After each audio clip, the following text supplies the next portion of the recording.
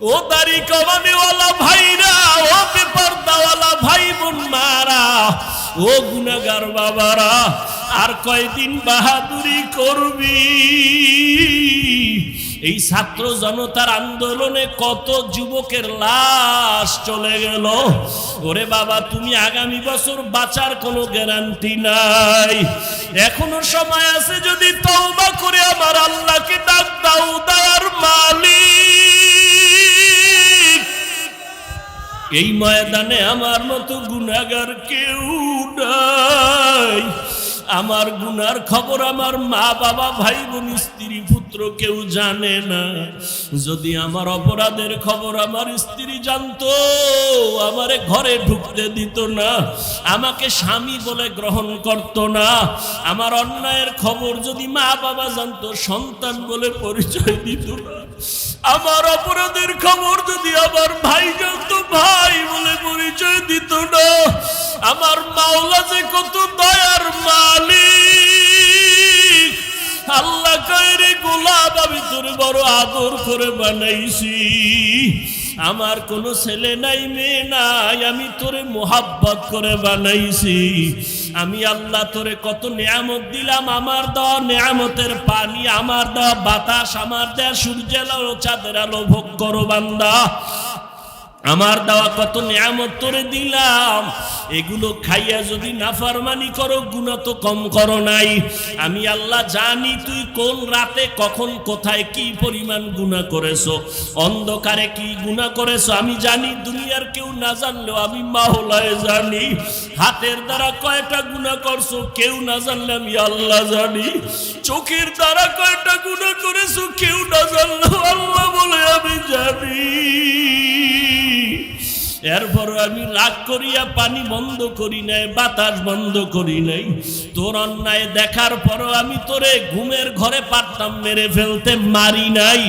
আমি আল্লাহ তোরে বাঁচাইয়া রাখছি, কারণ আমি আল্লাহ চাই না তুই গুনাহ নিয়ে কবরে যাবি। আমি আল্লাহ চাই তুই তওবা কর, ফিরিয়া আয়। কারণ তওবা না করিয়া গুনাহ অবস্থায় যদি কবরে যাও, আমি মাওলা জানি দুনিয়াতে তুই সূর্যের গরম সইতে পারো না। আমি মাওলা জানি দুনিয়াতে মশার কামড় তুই সইতে পারো না, তুই দুর্বল। একটা বেতের বাড়ি সইতে পারো না। গুনাহ নিয়ে যদি কবরে পড়িয়া যাও, আমার গুনাহগারের শাস্তি কিন্তু মোটেও দেওয়া কম হবে না। গুনাহ নিয়ে যদি তওবার জন্য আমি মাওলা তোর হায়াতটা এখনো বাঁচায় রাখছি। আমি মাওলা তোরে ওয়াজের প্যান্ডেল পর্যন্ত পৌঁছাইয়া দিয়েছি, বয়ান শোনার মতো ব্যবস্থা করে দিয়েছি। এখনো ফিরিয়া আয়, তওবা কর, গুনাহ নিয়ে জাহান্নামী হয়ে কবরে যাস না। কম বলতে চাই, আর বড় এসে যায়, কি করার। এই যারা মুরব্বীদের ব্যাপারে, আলেমদের ব্যাপারে, বড়দের ব্যাপারে ফেসবুকে উল্টা পাল্টা লেখে, আল্লাহর কসম বেয়াদবিমূলক যারা লেখালেখি করে, আলেমদের সম্মান নষ্ট করার ষড়যন্ত্র করে লেখার মাধ্যমে ফেসবুকে আর ইউটিউবে, খোঁজ নিয়ে দেখ একটারও মুরব্বী নাই, একজনও মুরব্বী মানে না। আর যে মুরব্বী মানে না সে বেয়াদব। সে কি চূড়ান্ত বেয়াদব। বেয়াদব মানে তার চলা ফেরা কোনোটাই ব্যালেন্স থাকে না। মুরব্বী থাকলে পেছন দিক দিয়ে টান দিবে, এই অন্যায় করছো কেন, তওবা কর। গরুর গলায় যদি রশি লাগানো থাকে, ও যদি অন্যের ক্ষেতের ধান খাইতে চায়, মালিক রশি ধরে টান মারে, মারেনি? রাস্তায় কুত্তা আছে না বাজারে, একটা কুত্তারও কোনো দাম নাই। মালিকের শিকল যেই কুত্তার গলায় লাগানো, ওই কুত্তার দাম আছে না নাই? আকাশের ভেতরে খোলা ময়দানে, খোলা বাতাসে কত পাখি উড়ে, কোনো দাম নাই। খাঁচার মধ্যে যেই পাখিটা আটকানো, ওই পাখির বড় দাম। ও বাবা, স্বাধীনভাবে যে মানুষগুলো ঘোরাফেরা করে, মন চাইলে নামাজ পড়ে না, মন চাইলে জিকির করে না, মন চাইলে মানুষের হক নষ্ট করে, না হইলে নাই, উল্টা পাল্টা চলে, এদের কোনো দাম নাই। আর যারা কালেমার মালা গলায় লাগাইয়া ওলামায়ে কেরামের মুরব্বি মাইনা চলে, এদের দাম অনেক বেশি। বলে কত ফেরেশতার থেকে অনেক বেশি। দেখছেন নি কথা? এ ভাই, আমি বয়ান করি, বক্তবৃন্দ আল্লাহ ক্ষুদ্র অবস্থায় দিল, আছে না নাই? কি নাই? কি বৃষ্টি, কি রৌদ্র, কি তুফান, আল্লাহর কিছু বান্দা। আমি তো কোনো রাজনৈতিক দলের ব্যানার নিয়ে আসি না যে আমার দলের লোকগুলো তাড়াতাড়ি গাড়ি ভাড়া করে হাজির হও। আছে কোনো দল নাই, সবাইকে বয়ান করি, কোনো দলের পক্ষেও বলি না, কথা ঠিক। আমিও তো মনে যা চায় পাইছি, মানুষ ইচ্ছা রকম বলি, পারি না। কিন্তু না, কথা বলার আগে একদিকে আল্লাহর ভয়, অপর দিক থেকে মুরব্বীরা পেছন থেকে টানে, হাফিজুর রহমান এই কথাটা বলা ঠিক হয় না, মাপ চাও, এই কথা এভাবে বলবা, এইভাবে বলবা। এত সোজা না। নবীজির কোনো তুলনা নাই, আছে? সেই নবী বলেন, আদাবানি রব্বি ফাহসানা তাদিবি, আমি মুহাম্মদ রে আমার আল্লাহ আদব শিখাইছেন। আমার আদব আমি মা মেনার গর্ভ থেকে শিখে আসি নাই, কে শিখাইছেন? তাহলে আদব এটা শিখার জিনিস, আদব শিখার জিনিস, শিখতে হয়। নবী বলেন আমাকে আল্লাহ আদব শিখাইছেন। আল্লাহর দেওয়া শিক্ষা দেওয়া আদব কত না সুন্দর, এই জন্য আদব শিখতে হয়। আদব কার থেকে শিখবে? একজন কয় বেআদব থেকে আদব শিখে নাও। আদবের সহজ তর্জমা হলো সুন্নাত অনুযায়ী চলো। আদবের অর্থ কি? সুন্নাত অনুযায়ী চলেন। আপনি জুতা পরবেন, আদব কি? সুন্নত যেটা, এটাই আদব। মসজিদে ঢুকবেন কোন পা দিয়া? ডান পা দিয়া, এটাই সুন্নত, এটাই আদব। বুঝেন না কথা? আদব এটাই, এটাই সুন্নত। বের হবেন কোন পা দিয়া?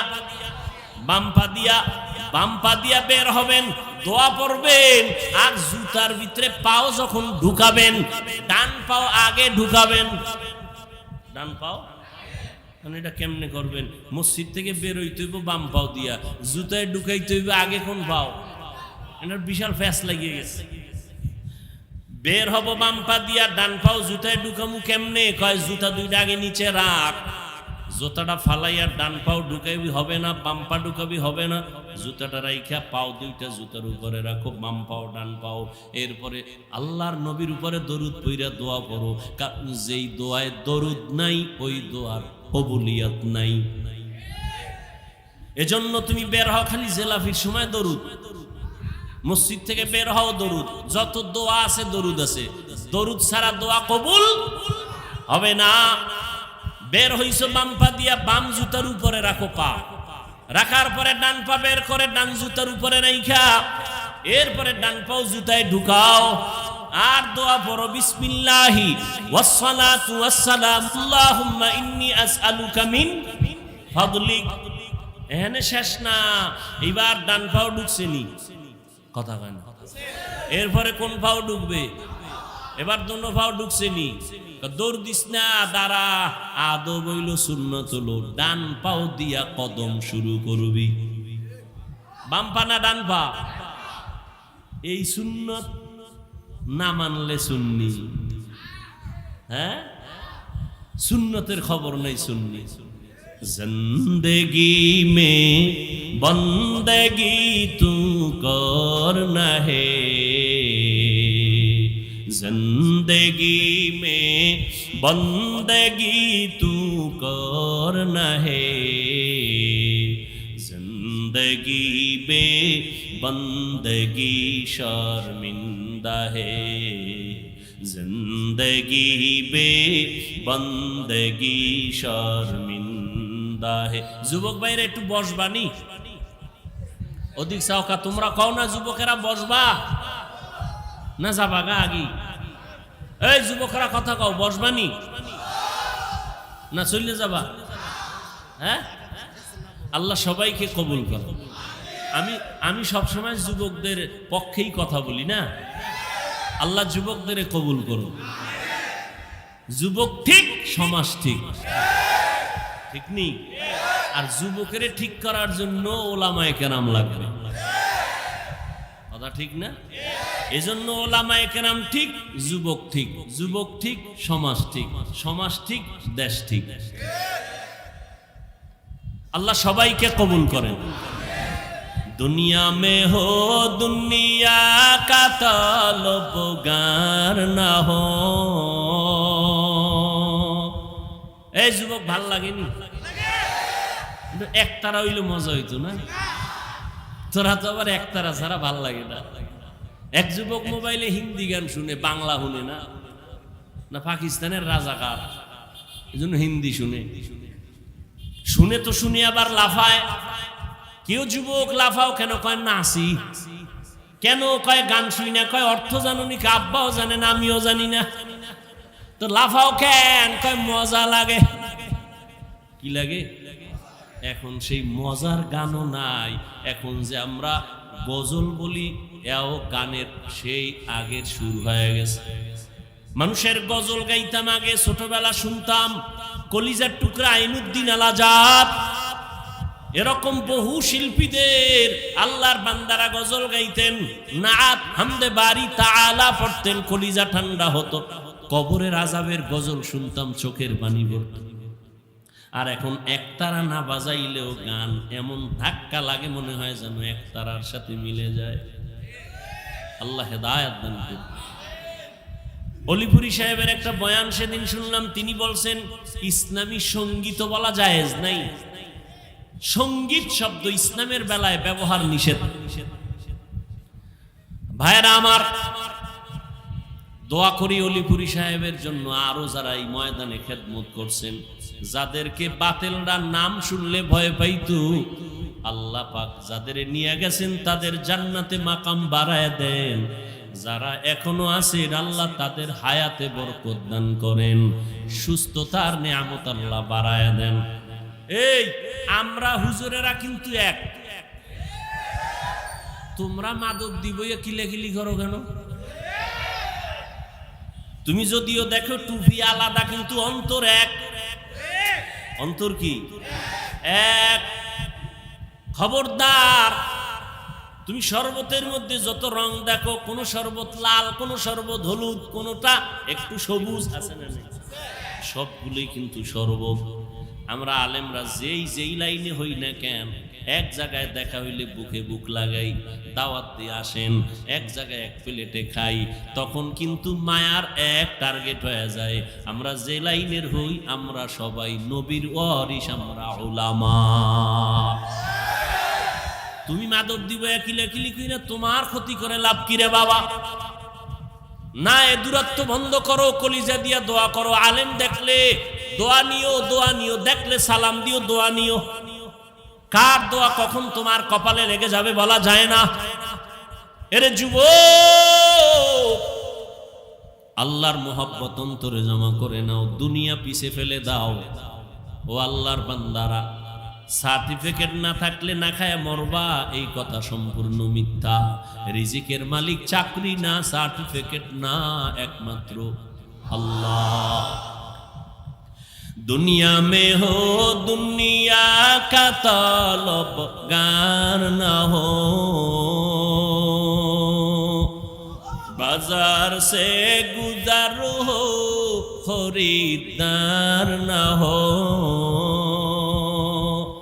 ये दुनिया एक मसले का गुज़फूल है, ये दुनिया एक मिसले का गुज़फूल है।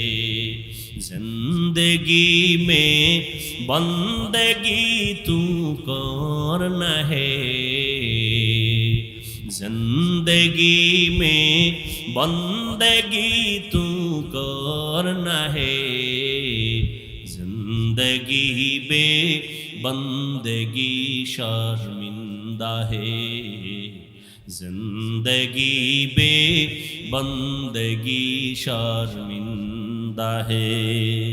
ও যুবক আল্লাহর গোলাম, অনুনয় বিনয়ের সাথে বলছি, বাবা তোমাকে আমি বারবার আলেমের দিকে ফোকাস করতেছি, তার মানে তুমি আমার মতো হুজুর হইয়া যাও এটা বলি নাই। আমার মতো তসবিহ লাগাও, পাগড়ি মাথায় লাগাও বলি নাই। ভয় পাইও না রে যুবক, কোনো ভয় নাই। তোমাকে আমি এতক্ষণ চিল্লায় যে বয়ান করলাম, এত কষ্ট জমিনের মধ্যে কথা বলার মতো কষ্ট আর কিছুই নাই। আবার সেটা যদি হয় দীর্ঘ টাইম, আবার যদি হয় চোখ বন্ধ করে মুখস্থ, আবার সেটা যদি হয় হরেক ধরনের মানুষের সামনে, কত ঝামেলা। এর মধ্যে যদি আবার টাইম মতো ঘুম না হয়, খানা না হয়, কতটা মাথা পেরেশান। দিন নাই রাত নাই উলামায়ে কেরাম তোমাদের পেছনে তো কষ্ট করে, তোমরা বিনিময়ে দাও গালি, তোমরা বিনিময়ে বিরোধিতা করো, কিন্তু কোনো আলেম তোমাদের বিরুদ্ধে বলে না, তোমাদেরকে গালি দেয় না, কখনো বরদোয়া করে না, কলিজা দিয়া দোয়া করে, ও আল্লাহ আমার দেশ শান্তির দেশ বানাও, যুবকদের দিনদার বানাও, লেখাপড়া যারা করে কামিয়াবি দান করো, পরীক্ষার্থীরে কামিয়াবি দান করো, ব্যবসা যারা করে বরকত দান করো, কবরওয়ালাদের জান্নাত দান করো, অসুস্থ যারা সুস্থ বানাও। ও আল্লাহর বান্দারা, এই জন্য আমি কসম করে বলি কথাটা লিখে রাখ, এবং পারলে 200, 300, 400, 500 টাকা দিয়া পেস্টুন বানাইয়া মাধবদীর রাস্তার মোড়ে মোড়ে টানায় দিবি। আমার একটা জীবনের বড় দাবি তোমাদের কাছে, ও যুবক, এই শব্দটা লেখা স্লোগান লিখে টানায় দিবা। সেটা হলো আল্লাহর কসম করে গ্যারান্টি দিয়া বলে গেলাম, আল্লাহর কসম একবার, আল্লাহর কসম দুইবার, আল্লাহর কসম তিনবার, ওয়াল্লাহি বিল্লাহি তাল্লাহি, জীবনে যত বন্ধু পাইছো যুবকেরা, যত বান্ধবী পেয়েছো, আল্লাহর কসম সব তোদের বন্ধু ধান্দাবাজ, স্বার্থপর। একটা বন্ধু তোর আপন নাই, সব ধান্দাবাজ। তুই নেতার পেছনে দৌড়াও, নেত্রীর পেছনে দৌড়াও, এরা যে কত ধান্দাবাজ, উল্টা পাল্টা স্বার্থে আঘাত লাগলে শুধু দল থেকেই নাম কাটবে না, কল্লা কেটে দিবে, ঠিক? কিন্তু আলেমেরে এত গালি দেও, একজন আলেমও তোর গালির জবাব দেয় না, বরং দেখলে হাসি মুখে কথা কয়, বুকে লাগায় সালাম দেয়। সবাই চায় বান্দা তুই দিনের পথে চলবি, ভালো ডাক্তার হওয়া, তোর হুজুর হওয়া লাগবে না, হুজুর বাইরে গেছে, হুজুর হওয়ার দরকার নাই, তুমি স্কুলে পড়ো, কলেজে পড়ো, চাকরি করো, ও আল্লাহর বান্দা তুমি ওই লাইনে থাইকে একজন ভালো ডাক্তার হও, ইঞ্জিনিয়ার হও, একজন প্রফেসর হও, কোনো বাধা নাই রে বাবা। ভালো করে বুঝো, দুনিয়াতে যত বন্ধু আছে, একজনে দাঁড়ায় কি বলতে পারবি, সাহস আছে যে অমুক একটা বন্ধু পাইছি, নিরেট কোনো স্বার্থ নাই, ধান্দা নাই, আছে? ওরে বাস খুঁজতে খুঁজতে পাবি কারে? আম্মা জানরে পাবি, আমার মা, আমার বাবা, কিন্তু সোনার বাংলায় তাও উল্টায় গেল। কত মা বাবা স্বার্থের টানে মাধবদী থানায় মামলা করে না, করে না? কত মা বাবা স্বার্থের টানে সন্তানের জবাই করে। এজন্য ফাইনাল কথা, স্থায়ী কথা, 3 বার কসম করে বলে গেলাম, তোদের জীবনের A to Z, তোদের কলিজার আপন বন্ধু, নিঃস্বার্থ বন্ধু, একমাত্র শুধুমাত্র কেবলমাত্র উলামায়ে আহলে হক।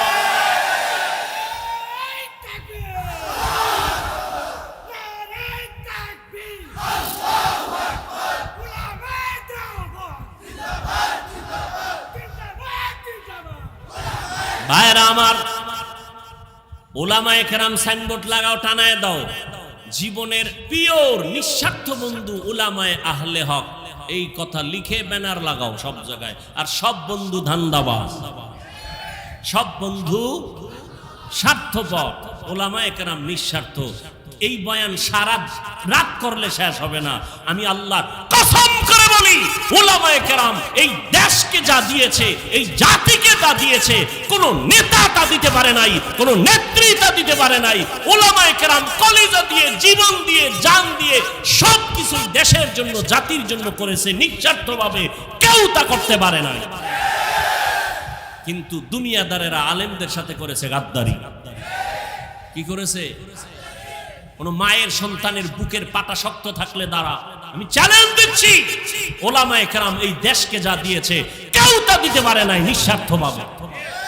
যদি 5 টাকা দিয়ে থাকে কোন দুনিয়াদার, 50,000 টাকা চুরি করে নিয়েছে। নিঃস্বার্থভাবে আলেম ওলামার এই জাতিকে সব দিয়েছে। সরকার কোটি কোটি কোটি টাকা ব্যয় করে র‍্যাব বানাইছে, আর্মি বানাইছে, পুলিশ বানাইছে, বানাইছে, এদের হাতে লাঠি আর অস্ত্র দিয়ে দিছে। এলাকায় যাও, সন্ত্রাস দমন করো, দুর্নীতি দমন করো, পারছেনি? মদের আড্ডা বন্ধ করো, গাঞ্জার আড্ডা বন্ধ করো, নেশা বন্ধ করো, পারছে? কিন্তু আলেম ওলামারা বেতের বাড়ি লাগে নাই, গালি দেওয়া লাগে নাই, অস্ত্র লাগে নাই, রাতের বেলা কানছে আর তোমাদের পাও ধরে ধরে বয়ান কইরা কইরা লাখ লাখ মানুষ এই জমিনে হয়েছে, আগে মদ পান করত, এখন আর নামাজ ছাড়ে না।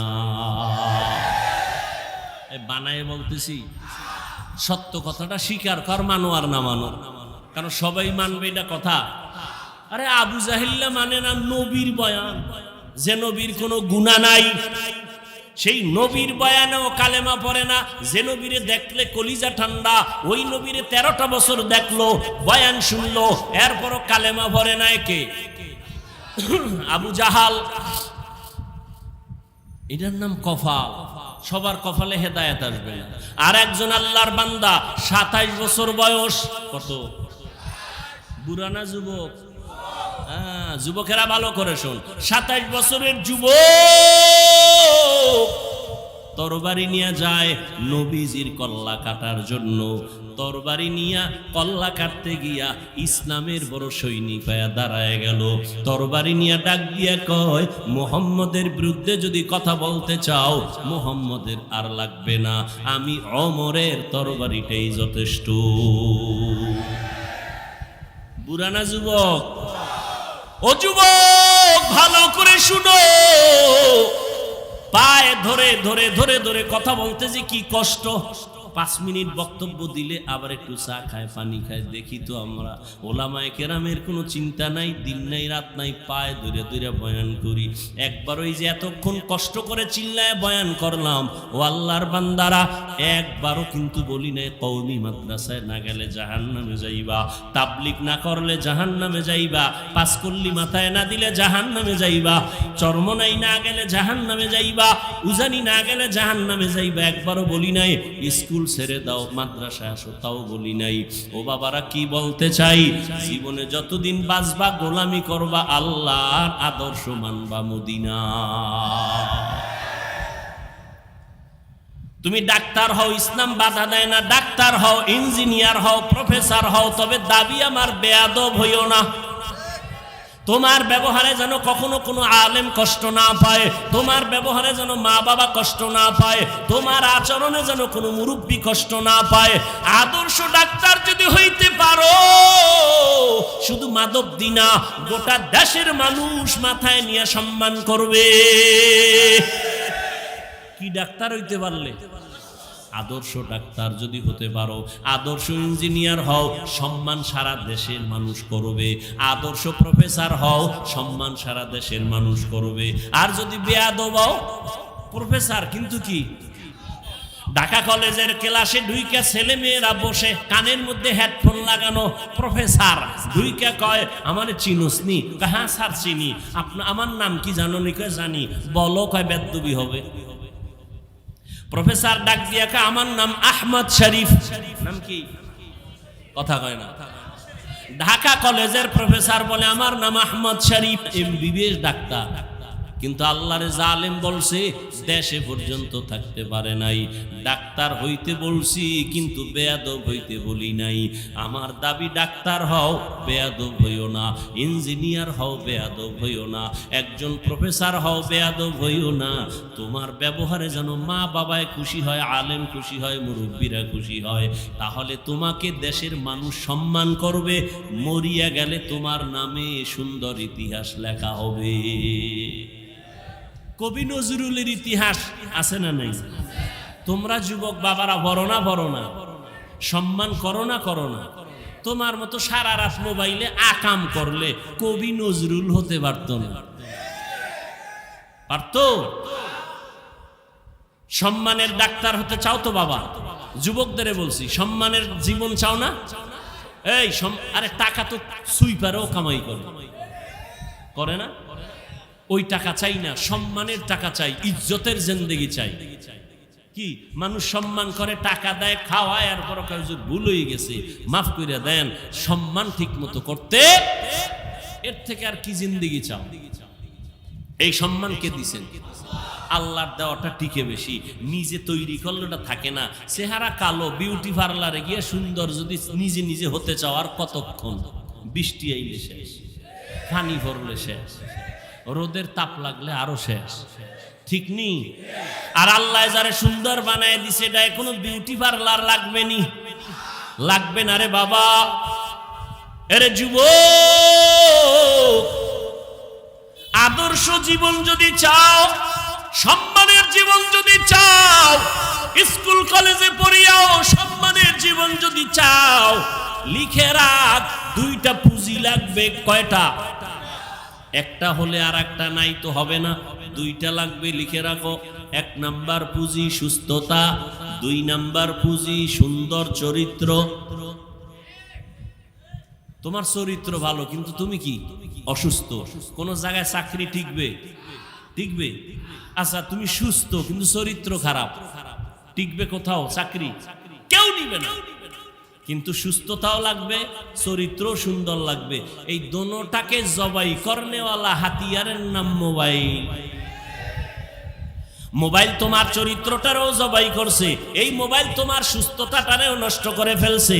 অ্যান্ড্রয়েড মোবাইল চালাইয়া চোখের পাওয়ার নাই, কানের পাওয়ার নাই, চেহারার সৌন্দর্যতা নাই, এখন চেহারাটা কার্টুন কার্টুন হয়ে গেছে। ঠিক নি? সারা রাত মোবাইল দেখতে দেখতে ওবান্দা তোর শরীরের মহা ঔষধ ছিল ঘুম, ওই ঘুমটা নষ্ট করার কারণে শরীরটা নষ্ট হয়ে গেছে। মোবাইলে বাজে আলাপ গুনাহ করার কারণে চেহারার নূর আল্লাহ নিয়ে গেছেন, লাবণ্যতা নাই, উজ্জ্বলতা নাই, দেখলে কোনো মায়া লাগে না। মাথা ব্যথা বেড়ে গেছে, হার্ট অ্যাটাক বেড়ে গেছে, বুকে ব্যথা বেড়ে গেছে, কখন জানি পড়বি আর মরবি বলা যায় না রে বাবা। মাথাও ঠিক থাকে না, মাথা ঘুরায় ঘুরায় বাইক লয়ে বের হইয়া যায়, মা আসতেছি, লাশ হইয়া ঘরে ফিরে আসে রে বাবা। মোবাইলে তোর চরিত্রটাও নষ্ট করেছে, তোর সুস্থতাও নষ্ট করেছে। ভাই বললাম, মানবা না মানবা তোমার ইচ্ছা, রসুলের আদর্শ ছাড়া জীবনে আর আদবলা সম্মানিত হওয়া যাবে? এরে আল্লাহর বান্দারা, ও যুবক আল্লাহর গোলাম, উলামায়ে কেরামদের অবদান, তাদেরকে বন্ধু বানায়া চলো, তাদের পরামর্শ নাও, তারা তোমাদের কোনদিন ক্ষতির পরামর্শ দিবেন না। স্কুল কলেজে পড়িয়াও মা বাবার দোয়া নিয়ে চলিও। ও যুবক বাবা, তোমার মতো যুবকেরা স্কুলে পড়ে, কলেজে পড়ে, জীবনে মাদ্রাসায় পড়ে নাই, 5 বেলার নামাজ পড়ে আছে না নাই? তুমি নিজেকে প্রশ্ন করো, তুমি কেন পারবা না? ও যুবক বাবা, আজকে তোমাকে পাও ধরিয়া ধরিয়া বুঝান লাগে, টুপি পরো, দাড়ি রাখো, অথচ আমিও মুসলমান, তুমিও মুসলমান। তোমার আল্লাহ আমার আল্লাহ এক, তোমার নবী আমার নবী এক, তোমার ধর্ম আমার ধর্ম এক, তোমার কালেমা আমার কালেমা এক, তোমার কাবা আমার কাবা এক, নাকি আলাদা? ও আল্লাহর বান্দা, তুমিও যে আল্লাহকে মানো, সে আল্লাহকে আমিও মানি। তুমি আমি দুনিয়াতে আসছি এক, মরণকালে কাফনের সংখ্যা হবে 3টা, তাও হবে এক, কালার হবে আলাদা। কাফন কয়টা? আমি বক্তার সম্মানে একটা কাফন বাড়ানো হবে, গরিব রিক্সা ড্রাইভার গরিব হওয়ার কারণে একটা কাফন কমানো হবে। হ্যাঁ, আজকে আমি বক্তা বক্তা ভাব, তুমি শ্রোতা হইয়া নিচে পড়ছো, আমার কত সম্মান। আবার তুমি ডাক্তার, আমি রুগী, তোমার কত সম্মান, ভালো করে বুঝো রে বাবা।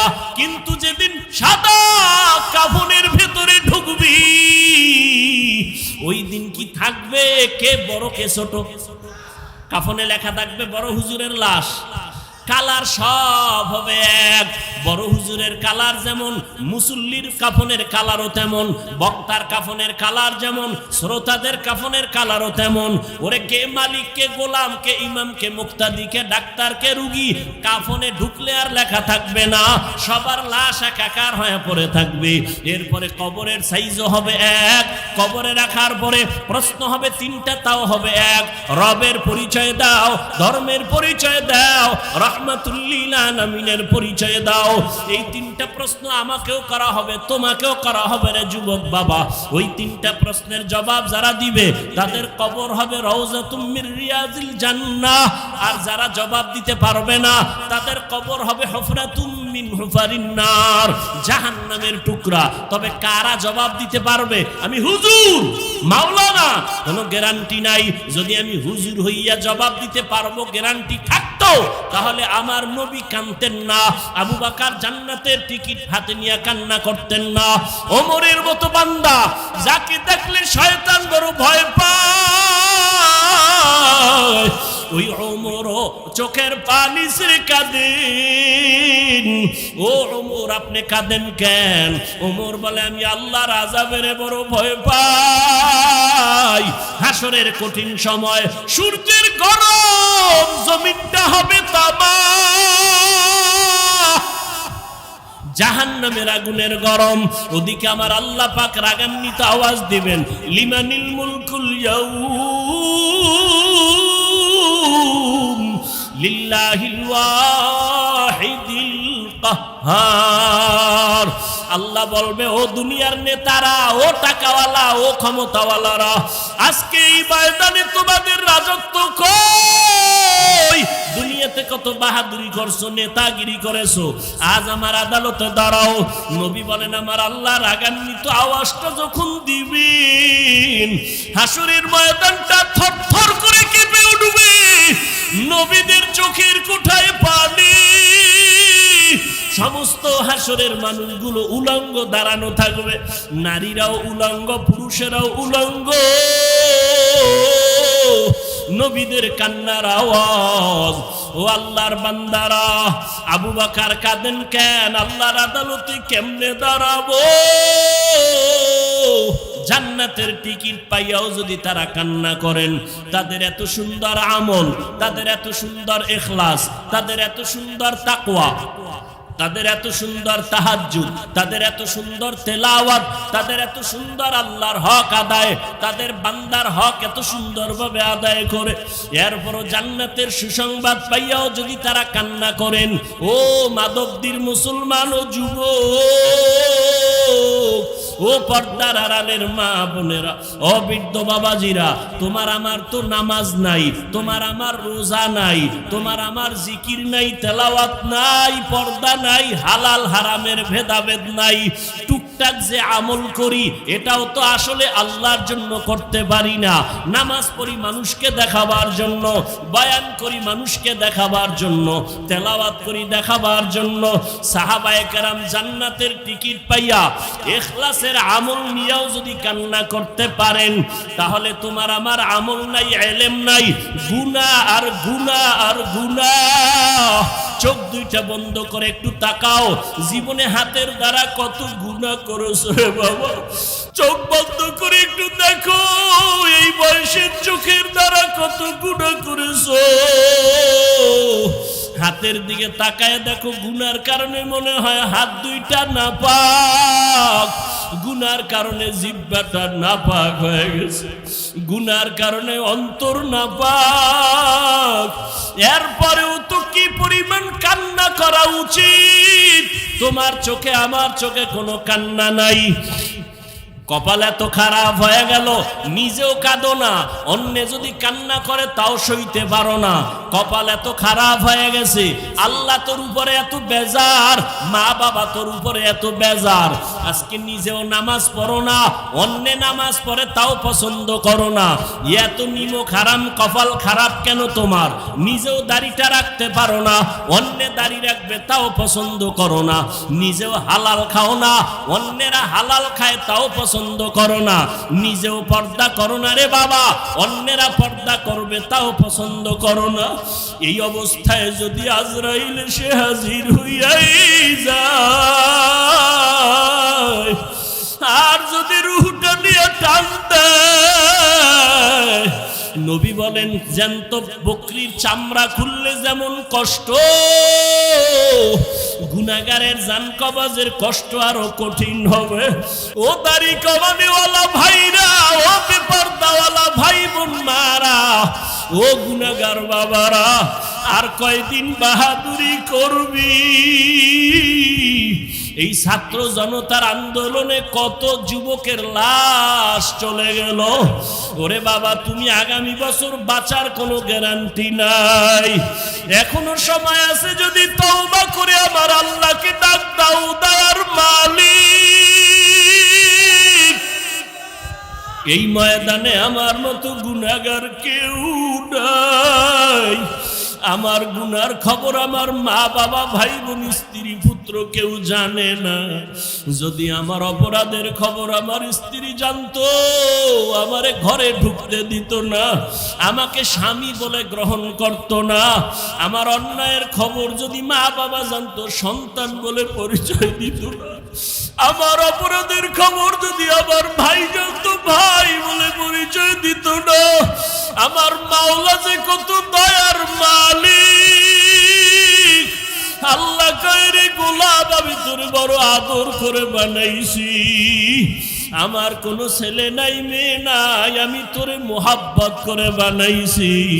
আমি আল্লাহ তোরে কত নিয়ামত দিলাম। আমার দেওয়া নিয়ামতের পানি, আমার দেওয়া বাতাস, আমার দেওয়া সূর্যের আলো, চাঁদের আলো ভোগ করো বান্দা। আমার দেওয়া কত নিয়ামত তোরে দিলাম, এগুলো খাইয়া যদি নাফরমানি করো, গুনাহ তো কম করো নাই। আমি আল্লাহ জানি তুই কোন রাতে কখন কোথায় কি পরিমাণ গুনাহ করেছো, অন্ধকারে কি গুনাহ করেছো আমি জানি। দুনিয়ার কেউ না জানলেও আমি মাওলায় জানি। হাতের দ্বারা কয়টা গুনাহ করছো কেউ না জানলে আমি আল্লাহ জানি। চোখের দ্বারা কয়টা গুনাহ করেছো কেউ না জানলেও আল্লাহ বলে আমি জানি। এরপর আমি রাগ করিয়া পানি বন্ধ করি নাই, বাতাস বন্ধ করি নাই। তোর অন্যায় দেখার পরও আমি তোরে ঘুমের ঘরে পারতাম মেরে ফেলতে, মারি নাই। আমি আল্লাহ তোরে বাঁচাইয়া রাখছি, কারণ আমি আল্লাহ চাই না তুই গুনাহ নিয়ে কবরে যাবি। আমি আল্লাহ চাই তুই তওবা কর, ফিরিয়া আয়। কারণ তওবা না করিয়া গুনাহ অবস্থায় যদি কবরে যাও, আমি মাওলা জানি দুনিয়াতে তুই সূর্যের গরম সইতে পারো না। আমি মাওলা জানি দুনিয়াতে মশার কামড় তুই সইতে পারো না, তুই দুর্বল। একটা বেতের বাড়ি সইতে পারো না। গুনাহ নিয়ে যদি কবরে পড়িয়া যাও, আমার গুনাহগারের শাস্তি কিন্তু মোটেও দেওয়া কম হবে না। গুনাহ নিয়ে যদি তওবার জন্য আমি মাওলা তোর হায়াতটা এখনো বাঁচায় রাখছি। আমি মাওলা তোরে ওয়াজের প্যান্ডেল পর্যন্ত পৌঁছাইয়া দিয়েছি, বয়ান শোনার মতো ব্যবস্থা করে দিয়েছি। এখনো ফিরিয়া আয়, তওবা কর, গুনাহ নিয়ে জাহান্নামী হয়ে কবরে যাস না। যদি গাদ্দারি করিয়া গুনাহ নিয়ে কবরের বিছানায় যাও, ওই কবর কিন্তু বাতি নাই, সাথী নাই, মাটি আর অন্ধকার। ওই কবরে যখন তুই যাবি, ওই কবরে তোর মা বাবা নেতা নেত্রী কেউ যাবে না, আপনজন কেউ যাবে না। ওই কবরে গুনাহ নিয়ে যদি যাও, আরে জবাব, তিনটা প্রশ্নের জবাব যদি দিতে না পারো, সাথে সাথে কবর জাহান্নামের টুকরায় পরিণত হয়ে যাবে। কবরের ভেতরে জাহান্নামের আগুনের গরম, একটা না দুইটা না, 70 থেকে 99টা সাপের আক্রমণ। আমি আল্লাহ তখন রাগ করিয়া বলবো, ও কবরের মাটি, এই গুনাহগার বেনামাজিরে ধর। এই বেনামাজিরে আলেম ওলামারা কত বয়ান করলো, ফিরে নাই। গুনার কথা বুঝাইছে, গুনাহ ছাড়ে নাই। ও কবরের মাটি, দুই পার্শ্ব থেকে এত জোরে জোরে চাপ দাও, এমন জোরে কবরের মাটি চাপ দিবে পাজরের হাড়গুলো চুরমার হয়ে যাবে। ও যুবক বাবারা, পাও দুইটা ধইরা বলি, চোখের বাড়ি ছেড়ে আল্লাহকে ডাক দাও। ও আসমানের মালিক, জমিনের মালিক, ও দয়ার আল্লাহ, আমরা গুনাহগার হইয়া প্যান্ডেলে ঢুকছি, গুনাহ নিয়ে বাড়ি যাইতে চাই না, গুনাহগার হইয়া কবরে যেতে চাই না রে মালিক। ওই কবরের দুই পার্শ্বের মাটির চাপ সইতে পারবো না রে আল্লাহ। ও পর্দার আড়ালের মা বোনেরা, আপনার মতো কত মা বোন মোবাইলে সময় নষ্ট করে না, নামাজ ছাড়ে না, বেপরদায় চলে না, স্বামীর মাল হেফাজত করে। ও মা বোনের, আপনারা কেন পারবেন না? এখনো সময় আছে, তওবা করে দুই ফোঁটা চোখের পানি ছাড়িয়ে আল্লাহকে ডাকেন। সন্তান যদি চোখের পানি ছাড়িয়া মা বাবাকে ডাক দেয় আর মাপ চায়, মা বাবার দয়া না হইয়া পারে না। ছাত্র যদি কান্না করে ওস্তাদের কাছে ক্ষমা চায়, ওস্তাদ মায়া না করিয়া পারে না। ও আল্লাহর বান্দারা, ওই মা বাবার থেকে, শিক্ষকের থেকে আমার মাওলার মায়া কি কম? ওরে দুই ফোঁটা চোখের পানি যদি ছাড়িয়া দিয়া ডাক দাও আল্লাহ, দয়া করে মাফ করে দাও, বুঝি নাই, শয়তানের ধোকায় পড়ে দাড়ি কাটছি আর কাটবো না, শয়তানের ধোকায় পড়ে বেপরদায় চলছি আর চলবো না, শয়তানের ধোকায় পড়ে জবান দিয়া গালি দিছি আর দিব না, শয়তানের ধোকায় পড়ে মিথ্যা বলছি, গীবত করছি আর করব না, হাতের দ্বারা কারো বিরুদ্ধে লেখবো না, গুনাহ করব না, মাফ করিয়া দাও। মাওলা চোখের পানি দেখলে কুদরতি অন্তরে মায়ার জোশ এসে যাবে। ওরে চোখে যদি পানি না আসে, মনে করি আমার মাওলা গুনার কারণে বেজার, গুনার কারণে দিলটা পাথর। ওরে ডানে বামে তাকাইয়া দেখো কার চোখে পানি, কান্নাওয়ালার দিয়ে তাকায় একটু হাত বাড়াইয়া দোয়া চাও। ও কান্নাওয়ালা ভাই একটু দোয়া করেন, আমাদের কপাল খারাপ, চোখে পানি নাই, গুনার কারণে আল্লাহ বেজার হয়ে গেল। ও আল্লাহর বান্দারা খাঁটি মনে তওবা করো, আর নামাজ ছাড়বা না, দাড়ি কাটবা না, বেপরদায় চলবা না, মা বাবাকে কষ্ট দিবা না, ওলামায়ে কেরামের বিরুদ্ধে যাবা না, নবীর তরিকা মানিয়া চলবা। আল্লাহর কাছে কাঁদো আর বলো, আল্লাহ তওবাওয়ালা জিন্দেগি দান করেন। আয় আল্লাহ গুনাহের প্রতি ঘৃণা জমায়া দেন। ও আল্লাহ কুদরতের নজর দিয়ে একটু মাঠের দিকে তাকাইয়া দেখেন, আপনার গোলামেরা কি চায় আমি জানি না, আপনি ভালো জানেন। একজনকেও খালি হাতে ফিরাইয়া দিয়েন না রে আল্লাহ, হেদায়াতের আলো দিয়া সিনাটা কবুল করে নেন, ওলামায়ে কেরামের বন্ধু বানায় দেন। আয় আল্লাহ ময়দানকে আপনি কবুল করে নেন, আহলে সুন্নাত ওয়াল জামাতের ব্যানার হেদায়াতের জরিয়া বানায় দেন। আলহামদুলিল্লাহি রাব্বিল আলামিন, ওয়াসসালাতু ওয়াসসালামু আলা সাইয়্যিদিল আমবিয়া ওয়াল মুরসালিন